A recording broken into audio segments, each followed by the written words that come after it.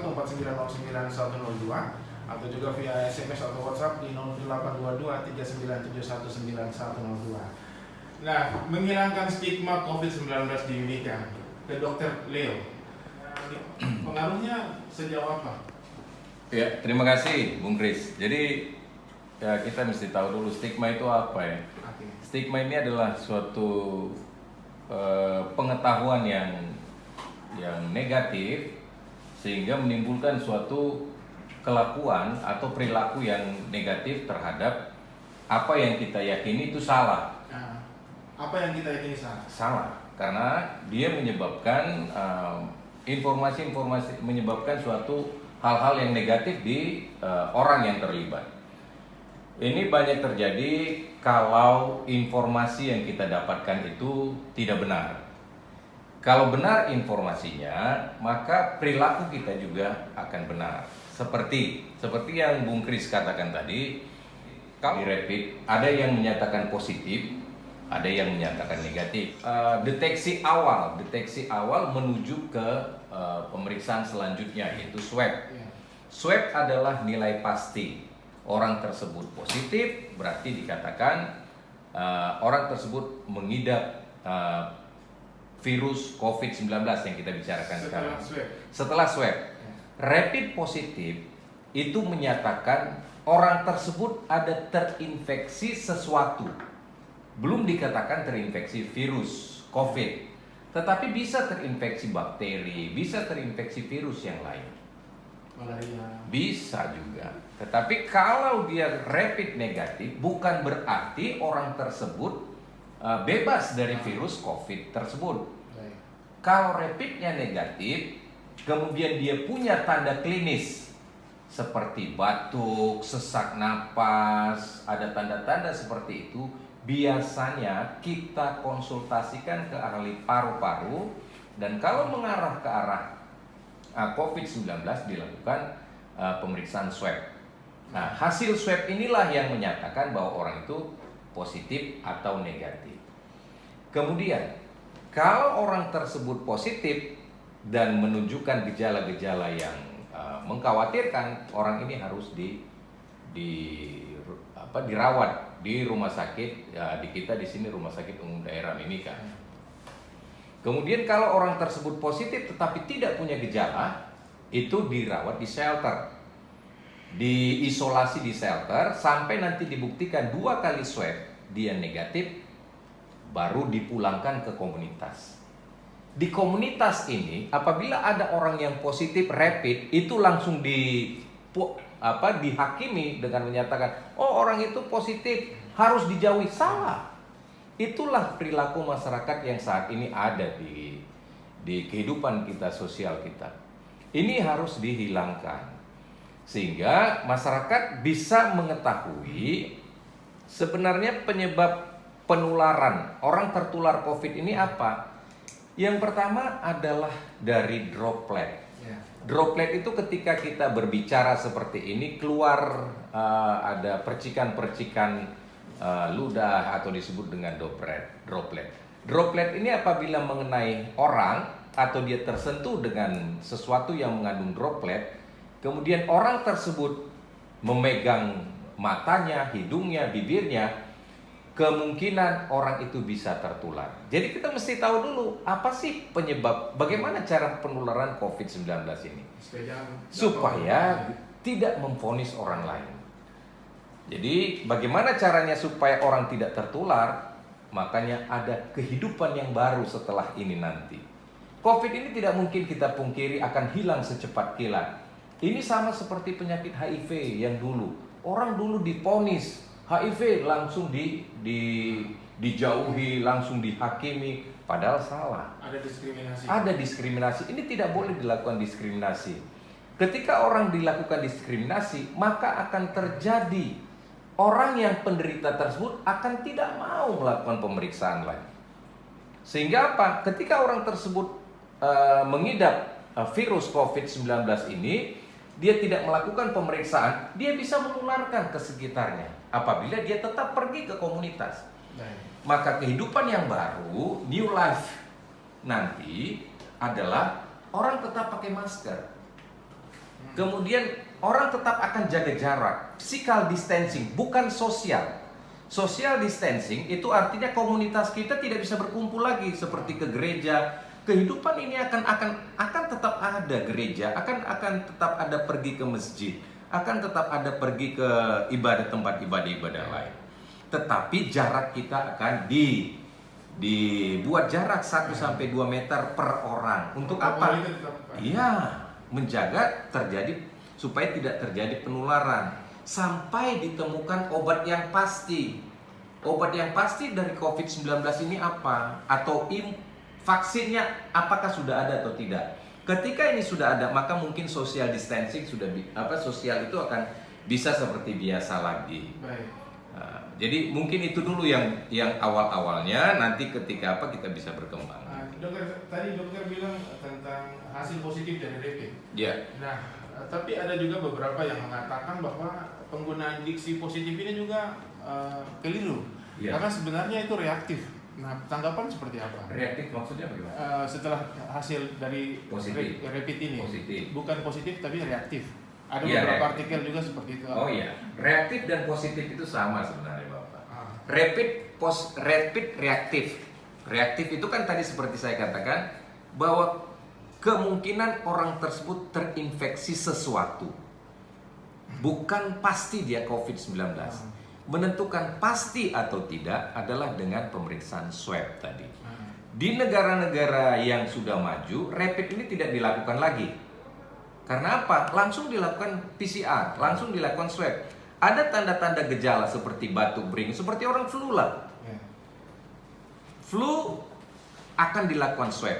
Di negara seperti di Wuhan atau di negara-negara maju tidak menggunakan rapid lagi, langsung tuh swab. Swab positif, karantina.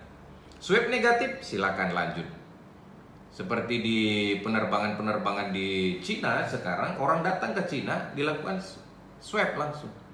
Jadi orang datang itu lama sekali sampai dia ke tempat tujuannya. Sampai dilakukan labeling. Dilabel orang tersebut, di mana dia tinggal, di mana, supaya bisa terdeteksi dia kontak dengan siapa saja. Jadi rapid reaktif itu bukan berarti orang tersebut mengidap COVID-19. COVID-19 harus dengan PCR, bukan dengan rapid. Ini rapid yang kita gunakan sekarang adalah sebagai deteksi dini bahwa orang tersebut ada terinfeksi sesuatu atau tidak. Kira-kiranya begitu. Baik, terima kasih dokter. Saya mau ke Pendeta Lewi. Pendeta ini, Anda sebagai seorang pemimpin jemaat pasti juga yang seperti tadi disampaikan dokter, pasti ada di antara jemaat Anda yang juga melakukan hal-hal demikian. Ada yang mungkin terstigma atau juga menyebarkan stigma seperti itu, pemikiran-pemikiran yang negatif seperti itu. Tanggapannya seperti apa? Apakah apa yang sudah dilakukan oleh Bapak Pendeta sebagai tokoh agama? Silakan. Ya, baik Bung Chris dan Bung Dev di Jayapura. Shalom, selamat pagi. Terima kasih Pak Dokter Leo yang telah memfasilitasi kita bersama melakukan diskusi pagi hari ini bersama dengan saudara-saudara kita dari RPM. Terima kasih. Seperti yang telah disampaikan oleh Pak Dokter, saya tidak memberi gambaran tentang gejala, tapi juga cara penanganan orang-orang yang terpapar. Sebab yang punya bidang itu adalah Pak Dokter dan kawan-kawan medis. Tapi pada prinsipnya saya selaku pimpinan gereja memberi apresiasi dan ucapan terima kasih yang sebesarnya kepada tim medis yang saat ini saya boleh katakan bahwa sekian lama sebenarnya ilmu kedokteran ini hampir dianggap tidak terlalu berpengaruh. Hal itu terkait pula dengan pengobatan-pengobatan alternatif yang seringkali terjadi bahkan di mana-mana. lembaga gereja pun khotbah di mana-mana orang selalu katakan sering kali bahwa di atas segalanya hanya doa yang bisa mampu mengendalikan semua. Sebenarnya hari ini kita belajar banyak hal. Untuk setiap ilmu apapun di dunia ini harus saling mendukung, saling mengakui bahwa adanya kebergantungan antara satu dengan lain. Termasuk di dalamnya unsur pelayanan agama. Tidak bisa kita langsung klaim dan katakan bahwa kami yang bisa. Masing-masing bergerak pada bidang. Sebagai pimpinan gereja, saya secara pribadi mau katakan bahwa tugas saya bersama dengan seluruh tenaga, pelayan, pendeta, apapun yang bekerja di bidang keagamaan adalah memberi dukungan doa terhadap pihak medis. Ya, selanjutnya terkait dengan stigma masyarakat umumnya terhadap situasi COVID saat ini, mulai membludaknya isu berdasarkan kondisi real yang terjadi kita saksikan di negara lain di awal Maret dan seterusnya sampai hari ini cukup terasa. Dampaknya saya sebagai salah satu pimpinan agama yang khususnya di Kabupaten Mimika sebagai pimpinan klasis, saya boleh katakan hari ini kita bukan tutup gereja sebenarnya, itu pandangan yang salah. Gereja tidak ditutup, tetapi mengalami pergeseran dari ibadah yang umumnya terus dilakukan untuk dilakukan dalam ruang lingkup yang lebih kecil, karena merupakan bentuk dari dukungan kita terhadap upaya penanggulangan wabah ini. Tentang stigma masyarakat umumnya terhadap ibadah, sebenarnya bukan karena dia lihat bahwa orang itu sakit. Sebaliknya, dia sendiri harus sadar bahwa dia berada dalam posisi yang sebenarnya bahaya juga. Sehingga wajar saja orang punya stigma yang negatif terhadap situasi COVID tahun ini. Tetapi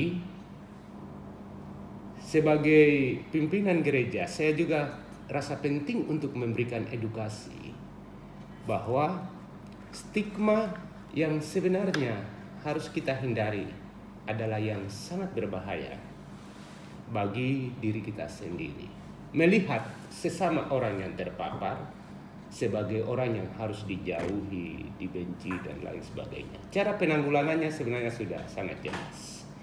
Melalui edukasi-edukasi yang dilakukan baik oleh medis, para medis, bahwa sebenarnya solusinya satu.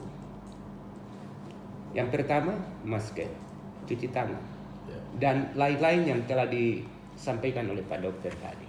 Tapi stigma ini seringkali ditaruh di depan, tetapi sendiri tidak taat dan masyarakat umumnya tidak setia untuk menjaga dirinya. Karena itu saya awalnya mungkin saya salah satu pemimpin gereja yang dalam doa-doa bersama dengan semua pimpinan agama, kita salah sebenarnya. Bersama dengan pemerintah Kabupaten Mimika, bahkan Papua pada umumnya, masih melakukan edukasi yang salah. Kita berdoa, Tuhan berkati dokter, medis, para medis sebagai garda terdepan. Analisa setelah beberapa edukasi dilakukan, kita salah besar. Hari ini kita harus rubah pandangan ini. Ini paradigma. Jangan lagi depan, yang belakang. Yang depan adalah masyarakat yang selalu memberikan penilaian negatif, stigma yang negatif itu. Mulai hari ini kita harus bertobat. Dokter bukan mereka yang di depan. Mereka sudah selalu memberikan edukasi, tetapi kita yang sebenarnya tidak bertobat. Masyarakat umumnya. Saya beberapa kali antar anak-anak belanja di pasar, beli keladi dan lain sebagainya. Sangat sedih sebagai pimpinan. Saya bicara dengan masyarakat, yang mama-mama yang duduk jual. Mama, kalau boleh mama pakai masker. Hitung uang terus pakai jari masuk di lidah baru hitung. Jujur saya lihat itu sedikit terganggu. Karena ini bagian yang dilarang. Saya katakan, mama bisa pakai air kah di tangan baru hitung uang. Dia bilang, ada Tuhan Yesus kok. Sebagai pimpinan tokoh agama, saya katakan bahwa ini dalam kekristenan, saya mau katakan bahwa Yesus bukan anak buah kita. Yesus kita bukan bodyguard kita yang kita butuh dia. Dalam situasi ini kita katakan bahwa dia jaga kita, tidak bisa segampang itu. Karena itu saya mau katakan bahwa hari ini kita robah cara pandang kita, edukasi yang telah dilakukan baik oleh pemerintah dan dokter yang seterusnya harus kita kembangkan adalah dokter medis. Sebenarnya mereka adalah garda terkebelakang yang berhadapan dengan saudara-saudara yang terpapar hari ini dan juga mereka yang ditimpa oleh penyakit lain, bergumul dengan penyakit lain adalah yang paling terakhir. Pertanyaan yang sama saya mau ajukan ke Bung Elvinus. Tanggapan tentang ini, tentang stigma yang berkembang di masyarakat. Anda sebagai tokoh pemuda mungkin melihat ini seperti apa? Selamat pagi Bung Chris di RPM, selamat pagi juga Bung Dev di Jayapura. Hormat Pak, sudah lama di Jayapura ya. Hormat. Jadi Pak, ini tentang stigma COVID-19. Jadi saya lihat dari pandangan saya, hidup di tengah keluarga masyarakat saya, orang Amume, Moni, suku Dani dan seterusnya ya, termasuk juga saya punya keluarga dari Papua, Munya dan ya keluarga kami yang lain.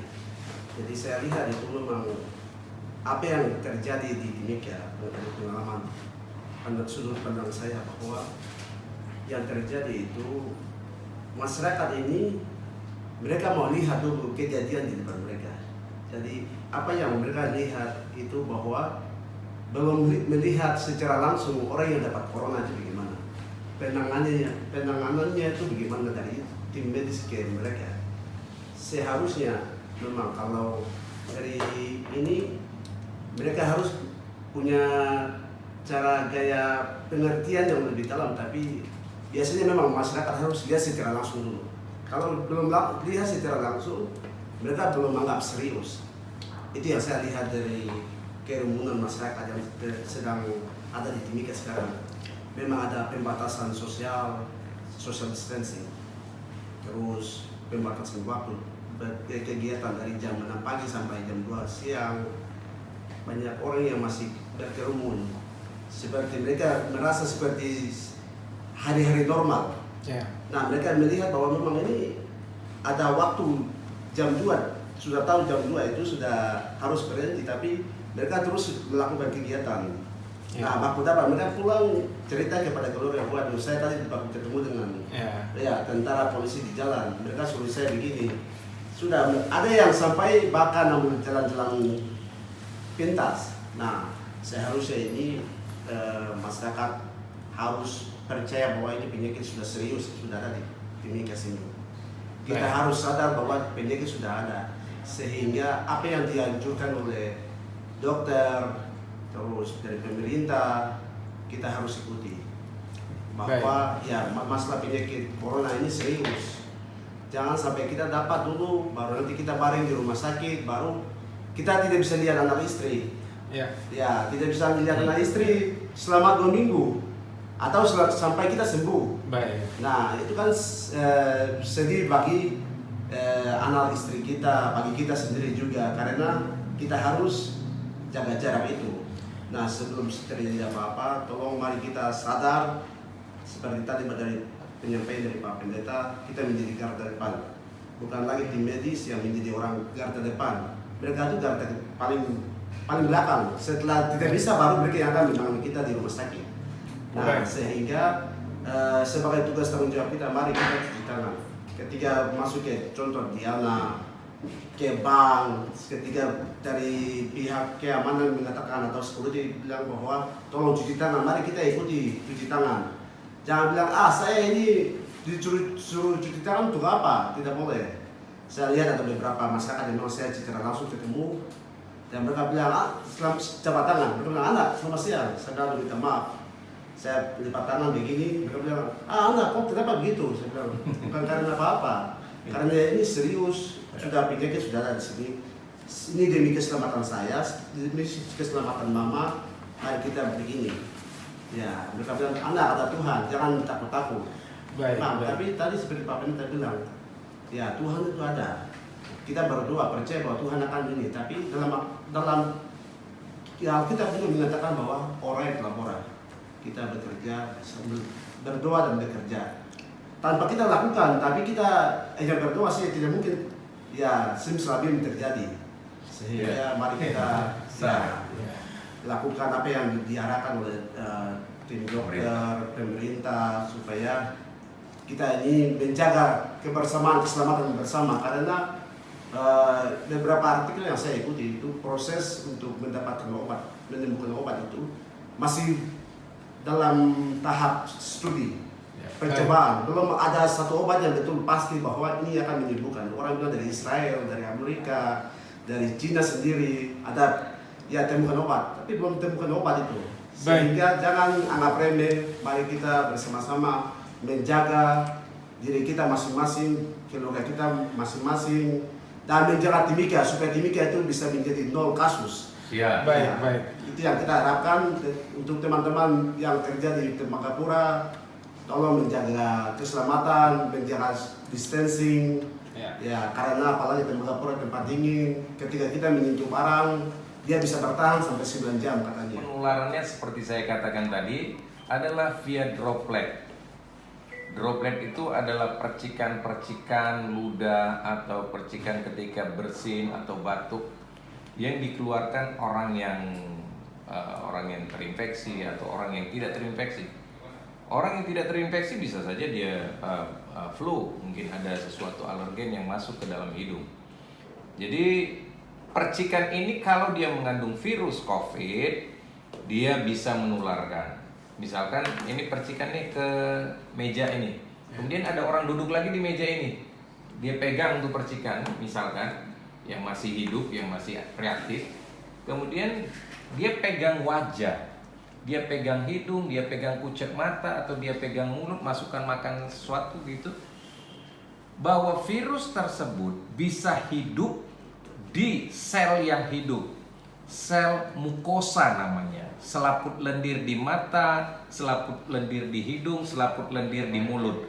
Jadi itulah sarana daripada virus tersebut masuk menginfeksi paru-paru seseorang. Jadi apakah benar orang yang dari daerah, misalkan dari daerah Timika Indah kan ada orang terinfeksi. Apakah orang dari Timika Indah seperti saya ini datang dari Timika Indah, kemudian saya jalan di sini, apakah saya menularkan kepada orang di sekitar saya? Tidak seperti itu, tidak segampang itu. Proses penularan harus via percikan yang kita sentuh oleh orang lain, dia masuk ke selaput lendir, itu baru dia terinfeksi. Kalau daya tahan tubuh seseorang itu rendah, makanya harus meningkatkan daya tahan tubuh. Bagaimana cara meningkatkan daya tahan tubuh? Satu, seperti Pak Pendeta, hati yang gembira adalah obat. Tidak stres. Hidup ini tetap berjalan. Tetap berjalan hidup ini. Maka ada Pak pemimpin kita, Pak Jokowi mengatakan bersahabat kita nanti dengan COVID. Itu ada tujuannya. Yang kedua, kita makan cukup gizi, jangan berlebihan. Ada karbohidrat, lemak, protein, vitamin. Yang ketiga, tidurnya cukup 6-8 jam malam hari. Yang keempat, olahraga rutin sambil berjemur di panas matahari pagi yang meningkatkan vitamin D3 kepada kita. Ini dipercaya oleh para peneliti-peneliti nutrisi bahwa vitamin D3 ini meningkatkan densitas mineral tulang dan meningkatkan daya tahan tubuh. Jam 9 sampai jam 11 cuma 10 menit saja. Jalan pagi, olahraga ringan saja. Yang penting kita berkeringat. 10 menit saja di pagi hari. Yang kelima, tadi ya lakukanlah hal-hal seperti untuk mencegah kita jangan terinfeksi, pakai masker, Ya.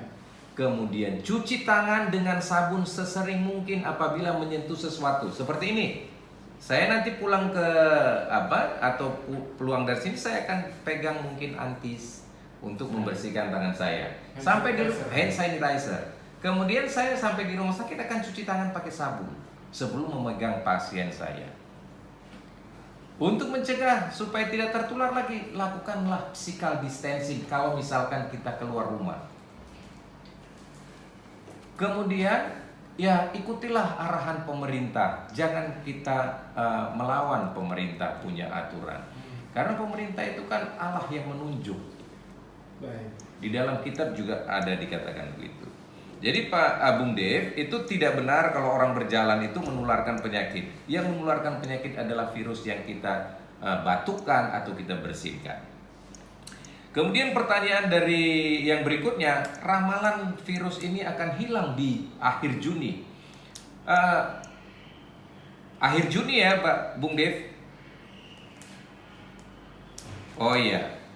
Apakah benar akhir Juni? Ini kan ramalan. Ramalan ya bisa saja orang meramal kan. Apakah benar atau tidak nanti kita buktikan. Ramalan ini bisa benar kalau semua masyarakat di Papua ini mengikuti taat terhadap arahan pemerintah. Pakai masker, physical distancing, kemudian pakai cuci tangan pakai sabun, tidak keluar rumah kalau tidak penting. Kalau ini dilakukan semua dan taat, ya kemungkinan ini bisa terjadi. Karena virus itu menular via, seperti yang kita katakan tadi, via percikan. Jadi mungkin bisa terjadi. Apakah bisa terjadi hal seperti ini? Ya bisa saja terjadi kalau itu diikuti. Tetapi dari para peneliti yang lain menyatakan virus ini akan tetap ada, sama seperti virus flu burung, virus MERS. Jadi ini virus COVID-19 ini adalah generasi ketiga dari virus COVID yang lalu. Yang pertama itu virus flu burung yang berasal dari Cina sana. Itu menginfeksi para unggas-unggas waktu itu. Kemudian virus yang paling berbahaya COVID adalah virus MERS. Ini dari Middle East Respiratory Distress Syndrome. Ini dari Timur Tengah, dari onta. 30% orang mati karena virus MERS ini. Yang ketiga adalah virus SARS-CoV-2 ini. Ini kematian 4-6% dari para peneliti. Jadi sebenarnya apakah ini akan hilang? Penyakit itu sampai sekarang ya tetap aja ada. Dia beradaptasi. Kuman-kuman itu ada beradaptasi. Sama seperti penyakit malaria. Apakah bisa hilang penyakit malaria dari bumi Papua? Mungkin bisa hilang, mungkin. Dengan catatan apa? Lingkungan kita diperbaiki. Tidak ada jentik nyamuk. Jadi ada perubahan perilaku. Kalau ini tidak dilakukan perubahan perilaku terhadap penyakit tersebut, tidak akan bisa hilang.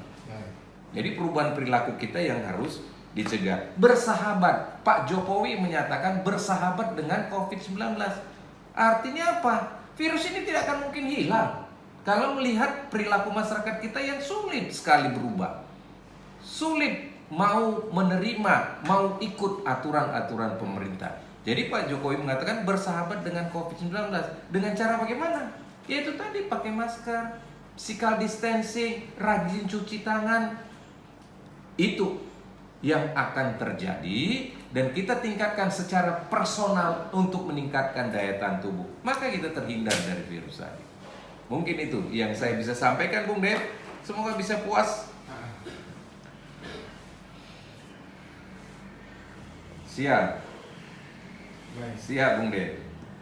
Terima kasih. Saya mengikuti diskusi pagi ini.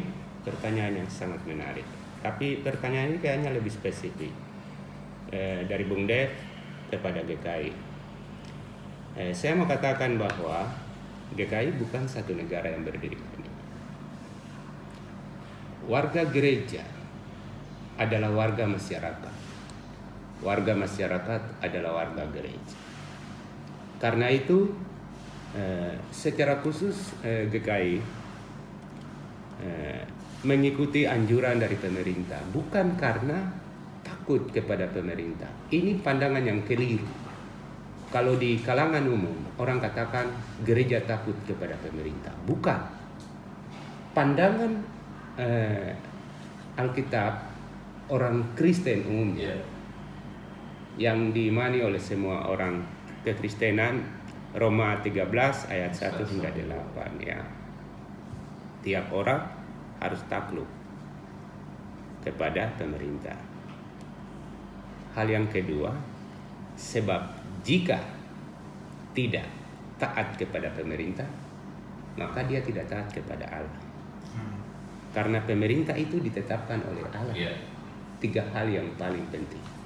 Karena itu, jauh sebelumnya gereja GKI melalui satu komando, ketua sinode katakan bahwa ibadah dilakukan di rumah, bukan dihentikan, hanya dialihkan supaya terus berkelanjutan. Ada unsur positif yang kita lihat di sana. Selama ini kita gaya keluar pergi gereja, pakaian baru, sampai perhatikan tali sepatu sedikit tali lipat saja harus diluruskan, dan tidak melihat hal yang lebih kusut lagi adalah kehidupan dalam keluarga yang hancur.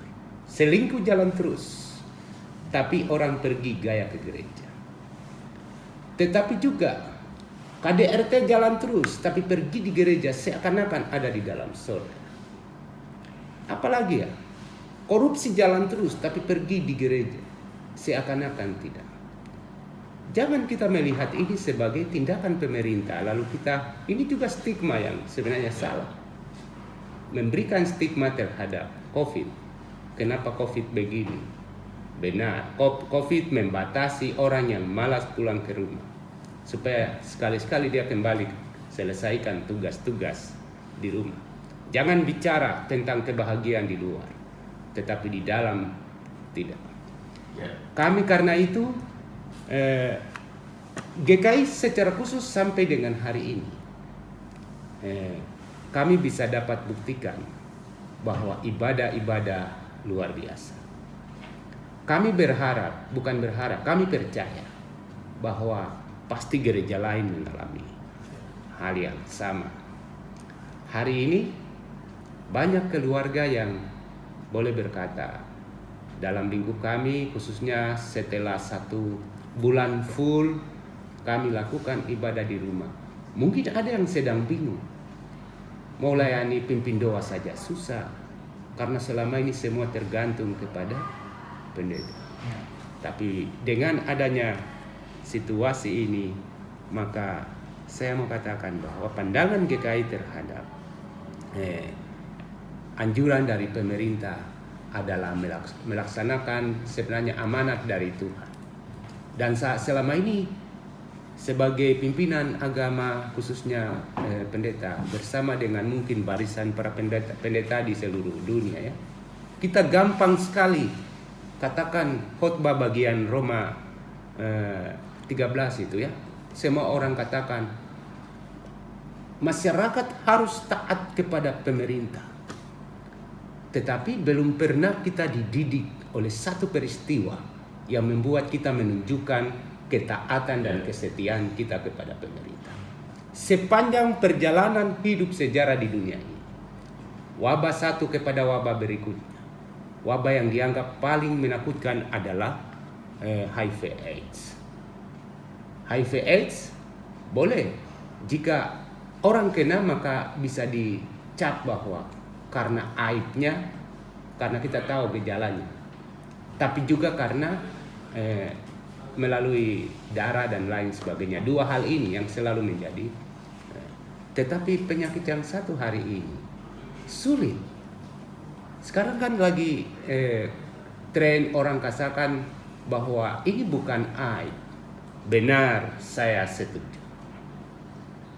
Tetapi perilaku kita yang sebenarnya menjadi aib, mendatangkan penyakit ini bagi diri kita. Baik. Ya, jadi menurut saya GKI hari ini sangat konsisten. Mungkin lebih tepatnya persisten terhadap apa yang dilakukan. Tidak hanya sekedar konsisten, tapi punya persistensi yang besar terhadap upaya-upaya yang dilakukan oleh GKI, oleh pemerintah. Dan satu hal menjadi catatan bagi semua pemimpin agama. Hari ini di Timika ini, hari Minggu masih ada yang sedang lakukan. Bukan berarti tidak. Tapi bukan berarti kita mau katakan bahwa kita tidak beriman dan lain sebagainya. Jangan, iman tidak bisa dengan kata-kata. Tapi harus dibuktikan juga dengan perbuatan. Untuk itu, lewat kesempatan ini juga kami atas nama saya hadir di sini atas nama Gereja GKI di Tanah Papua menyampaikan informasi ini secara langsung di Radio Publik Mimika. Terima kasih Bung Kris.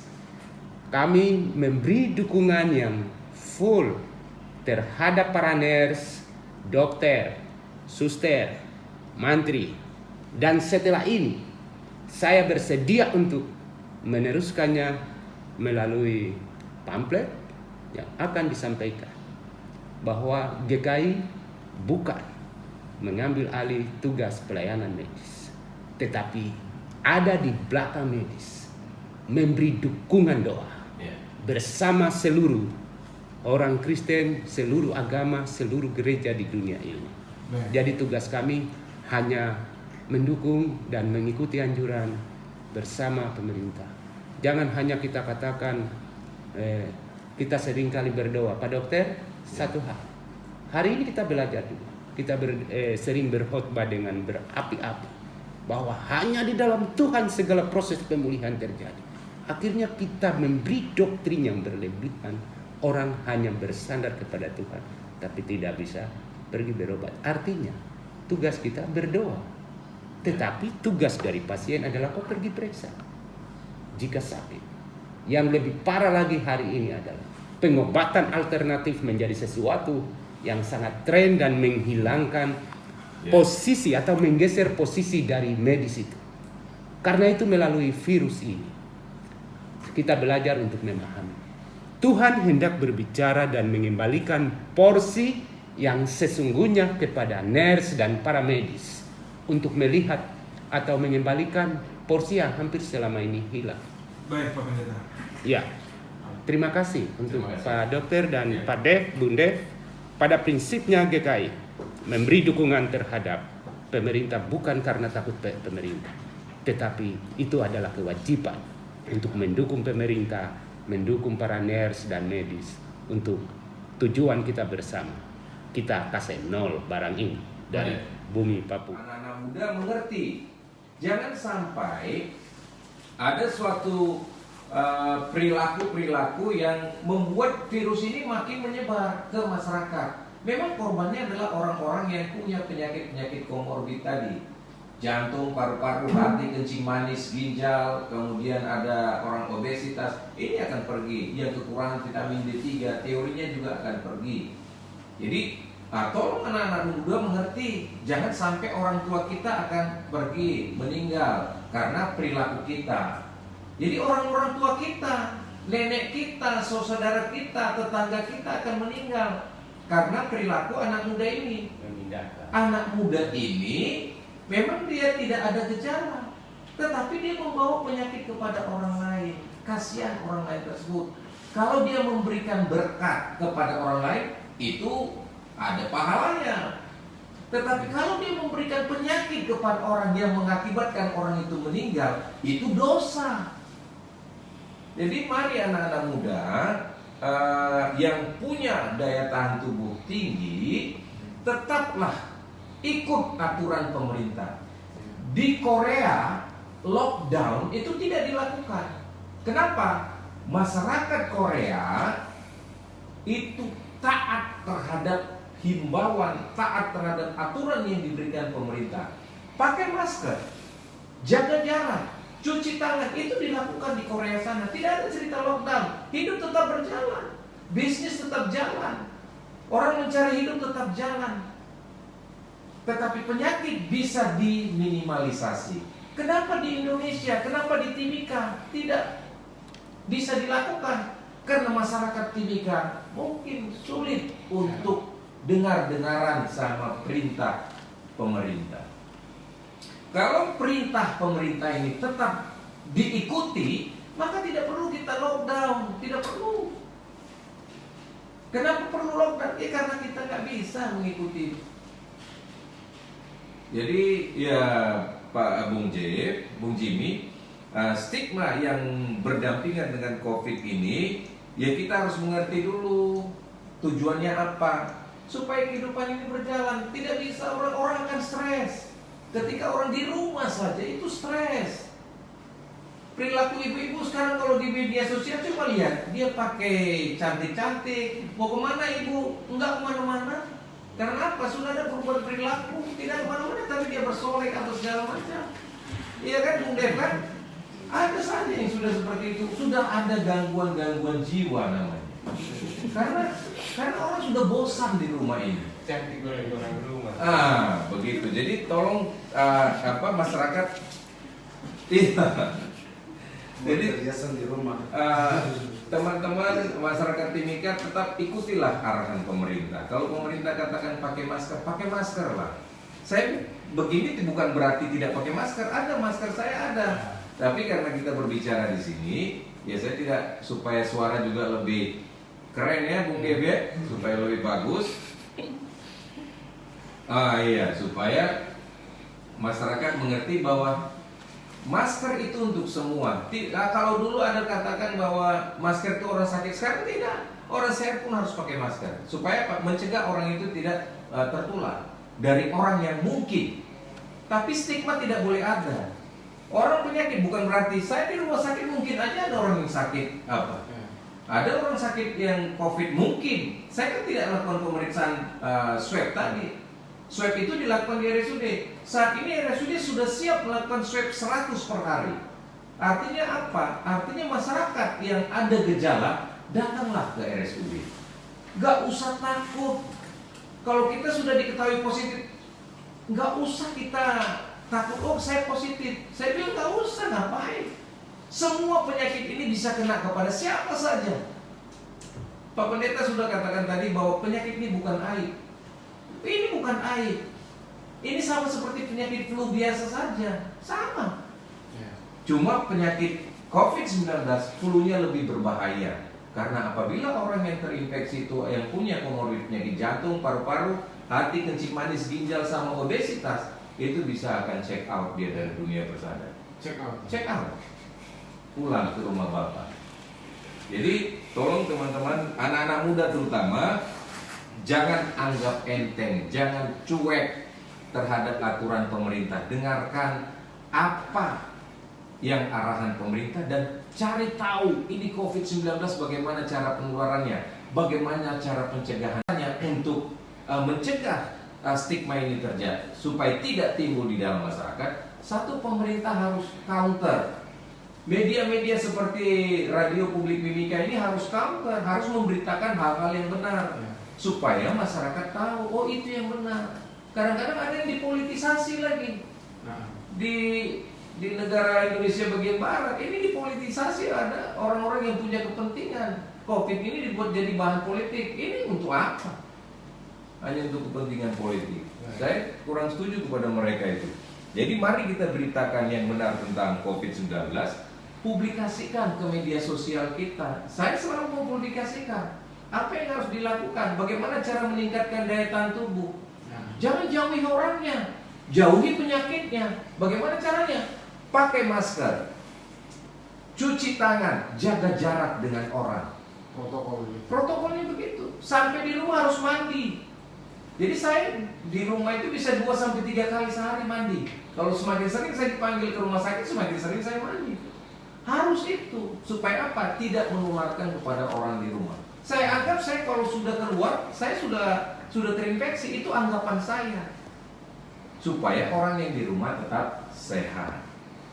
Kemudian terima kembali orang yang sudah terinfeksi virus COVID-19 ini, kita terima kembali untuk bekerja.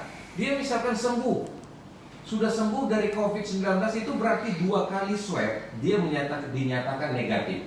2 kali, bukan 1 kali. 2 kali dengan jarak mungkin 1 minggu, 5-7 hari. Dinyatakan dia sudah sembuh. Terima kembali dia di dalam masyarakat. Jangan dijauhi, dia sudah sembuh kok.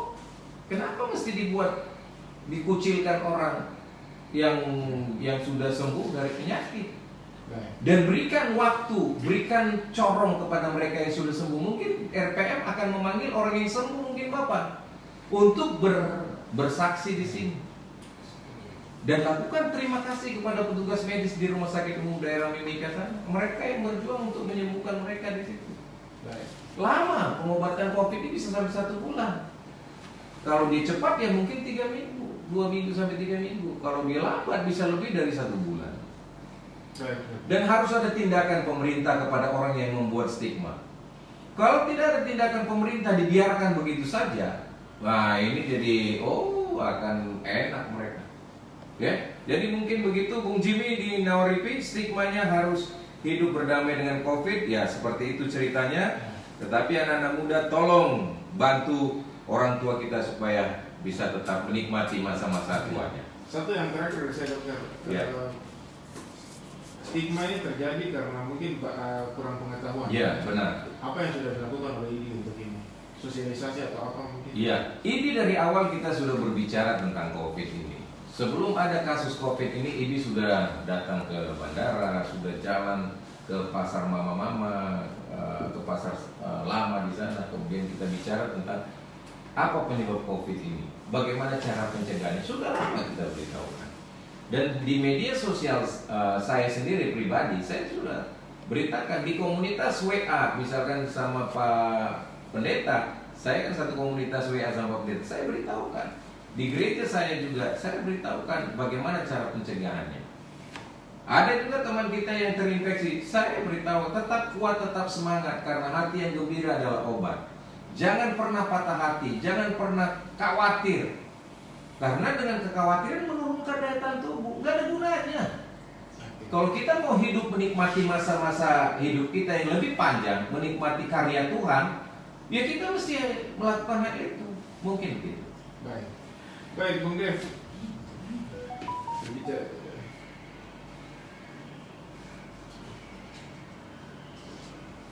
Siap. Tadi dari Pak Dev menyampaikan tentang bagaimana cara pandang kita punya masyarakat, lebih khusus kita orang Papua, bahwa kita memang ada cara pandang yang saya sering dengar ya, itu bahwa penyakit corona ini bukan untuk kita orang Papua. Ini yang saya sudah sering dengar di kalangan masyarakat. Jadi kita santai aja. Nah itu yang ini sebenarnya tuh belum ada satu peneliti yang menyatakan bahwa ini bukan untuk satu race, satu ras. Nah, terus belum juga ada dari tim COVID-19 ya menjelaskan kok ini yang memang ada masalah sedikit.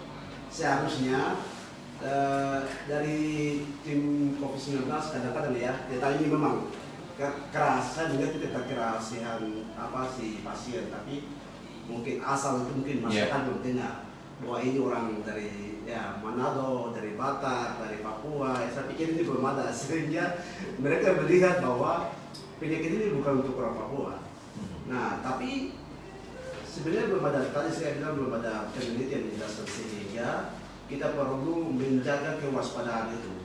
Jangan sampai nanti penyakit ini sudah masuk ke dalam komunitas masyarakat, baru kita kaget. Karena begini, kita melihat bahwa cara hidup kita, cara kultural kita, budaya kita itu masih sangat kuat.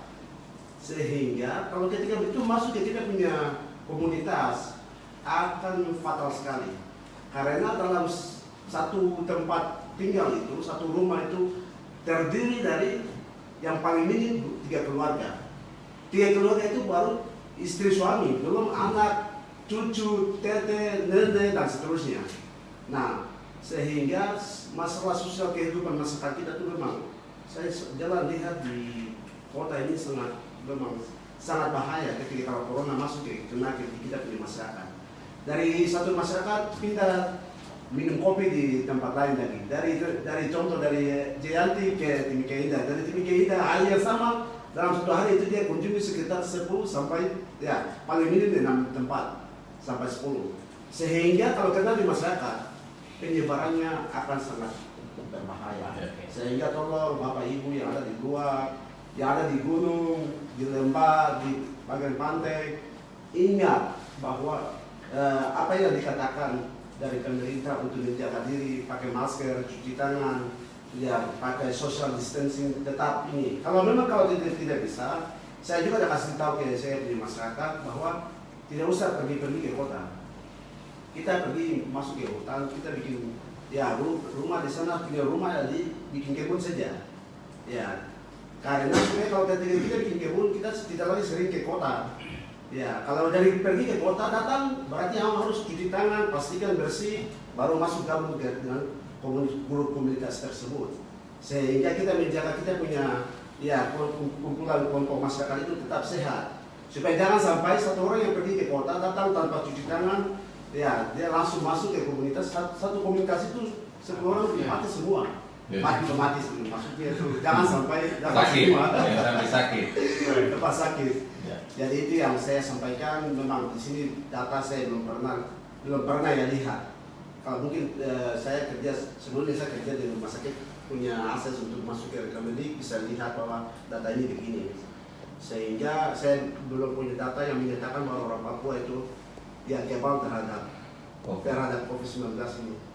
Itu belum ada. Sehingga tolong mari jaga kita punya diri masing-masing, jaga istri, jaga anak, jaga diri kita pribadi masing-masing supaya kita tetap sehat. Ya kalau kita orang Papua tidak kenal berarti itu musibah Tuhan adil dari ini.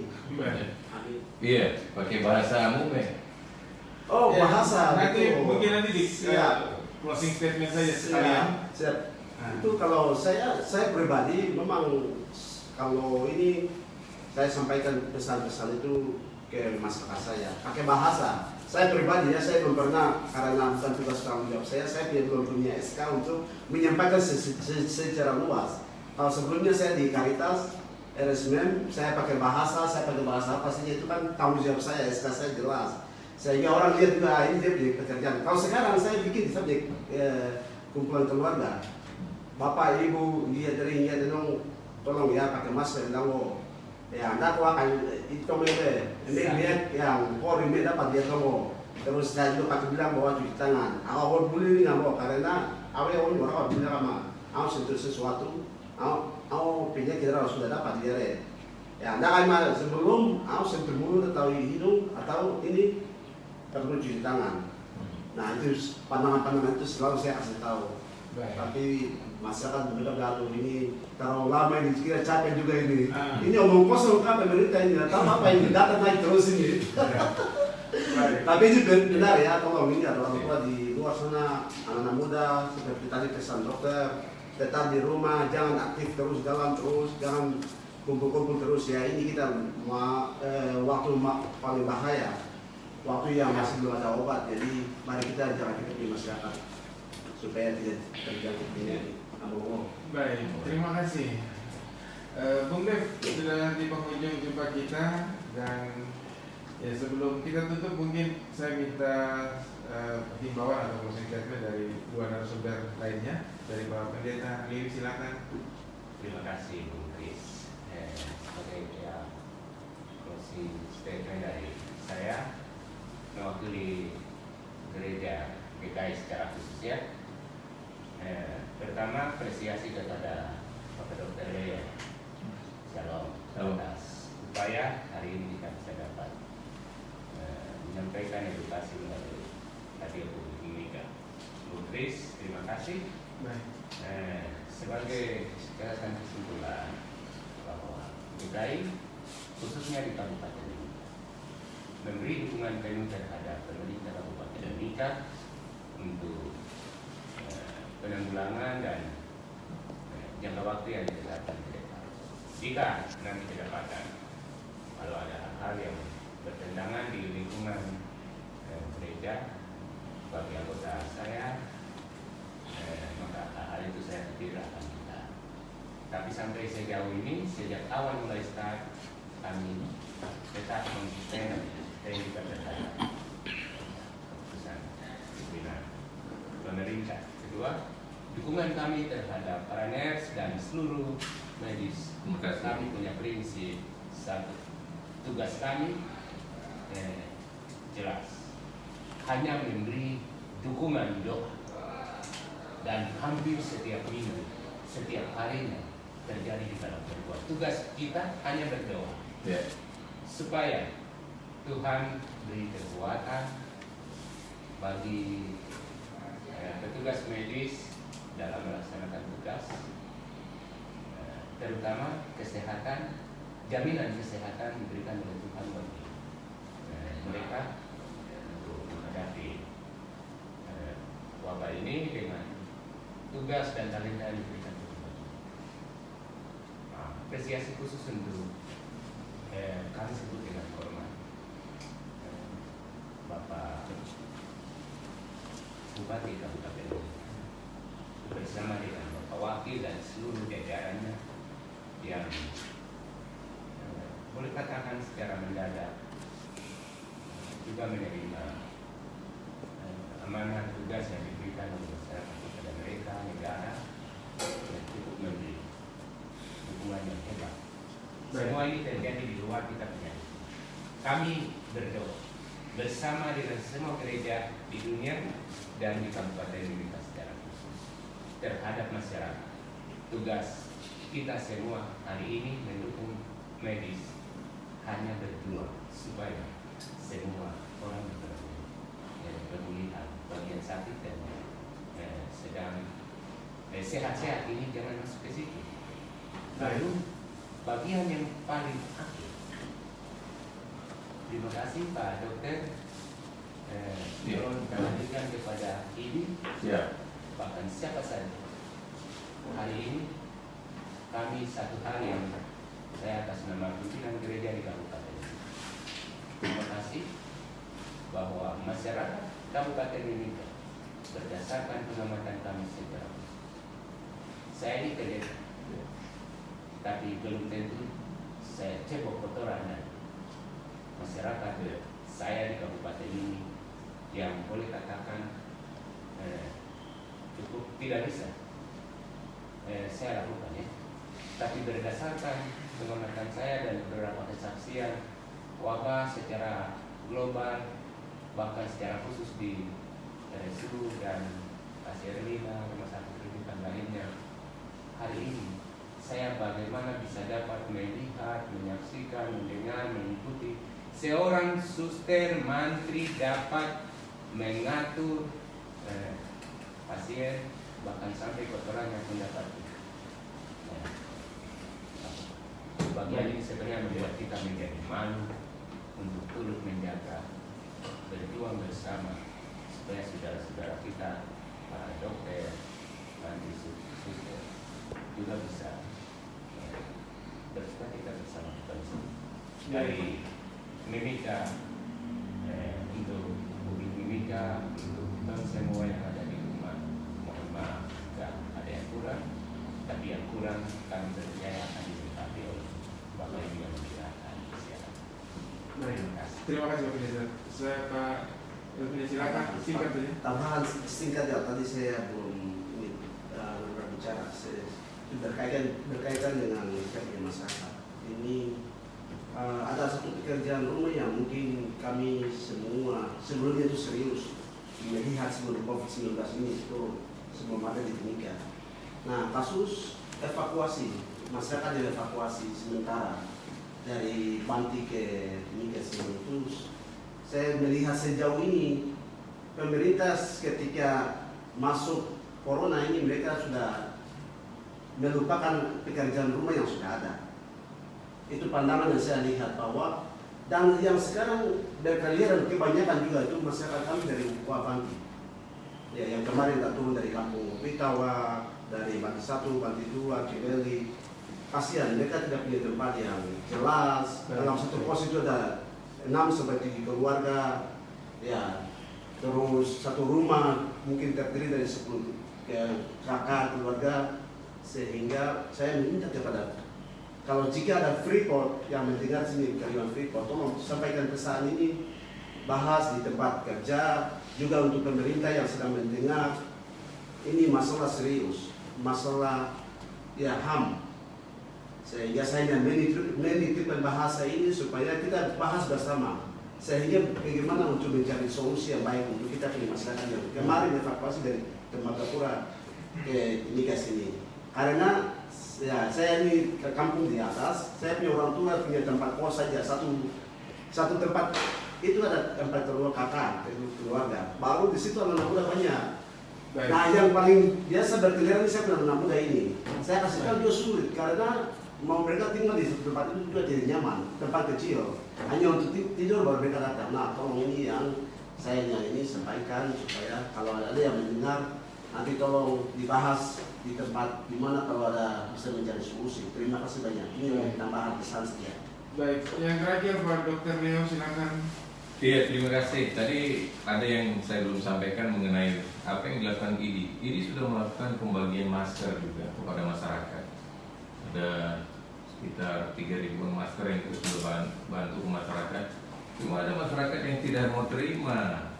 Itu mama-mama yang di mana ada sekretaris kami, sekretaris IDI membagikan masker di sana.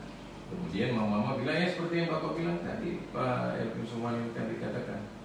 Mereka merasa bahwa mereka ini penyakit kan buat orang pendatang. Jadi kami tidak mungkin kena penyakit. Ya mungkin dari sini juga saya minta bantuan Pak Elvin Sumali untuk ya mungkin secara surat tugas mungkin tidak ada, tetapi secara tanggung jawab moral kita bahwa ini untuk komunitas kita, untuk menyelamatkan keluarga kita supaya ini tetap disosialisasikan dan tetap menggunakan masker. Kemudian untuk cara pencegahan, bagaimana supaya tidak terjadi stigma di masyarakat? Yang pertama kita cari informasi yang benar. Masyarakat itu harus cari informasi yang benar, jangan cari atau jangan lihat informasi yang salah. Banyak informasi di media sosial. Kemudian media sosial yang media streaming seperti ini atau radio, tolong beritakan yang benar juga dan publikasikan hal-hal yang benar. Nanti di sini juga saya usul kalau berikutnya mungkin ada pasien-pasien yang sudah sembuh, tolong dibawa kemari untuk buat suatu kesaksian apa yang dilakukan oleh tenaga kesehatan, bagaimana tenaga kesehatan itu melayani mereka. Tenaga kesehatan di RSUD, tenaga kesehatan di Rumah Sakit Mitra Masyarakat. Mungkin mereka perlu diundang untuk kemari yang melayani, yang banyak kasus. Kalau di kami mungkin tidak terlalu banyak kasus. RSUD ini harus kita berikan apresiasi. Begitu besar pengorbanan mereka. Rumah Sakit Mitra Masyarakat juga begitu. Baik. Terima kasih, tetap sehat dan tetap semangat buat teman-teman saya tenaga kesehatan di RSUD dan di Rumah Sakit Mitra Masyarakat dan di Puskesmas. Di klinik-klinik juga, karena mereka juga ya sebagai sarana ketika mereka mendapatkan ini penyakit yang dicurigai COVID, mereka akan kirim ke sana. Marketingnya harus lebih bagus. Ya. Marketing kesehatannya. Betul. Tidak boleh hanya tulisan-tulisan yang tulis di atas membosankan. Harus Gitu, bicara ya. Interesting. Ya, yang menarik. menarik, perhatikan. Ya. Vision seperti di sini kan ada banyak tempat itu kayak Ya, buat iya. Video tour. yang Itu- dimana itu- orang ada dapat corona dia Iya. meninggal. Nanti tugasnya pemerintah. Iya, Kominfo ya. Kominfo, coba mainkan seperti itu. Kemudian yang ketiga, terima kembali mereka yang sudah sembuh. Kalau mereka sudah diterima kembali yang sudah sembuh kembali ke masyarakatnya, kembali komunitasnya, kembali bekerja, ya sama seperti saya. Ketika saya dapatkan dikatakan bahwa saya punya karyawan, itu ada yang rapid positif. Kemudian dilakukan swab negatif, sudah setelah dia negatif 2 kali saya terima bekerja. Kenapa saya takut? Dia sudah sembuh kok. Kira-kira begitu.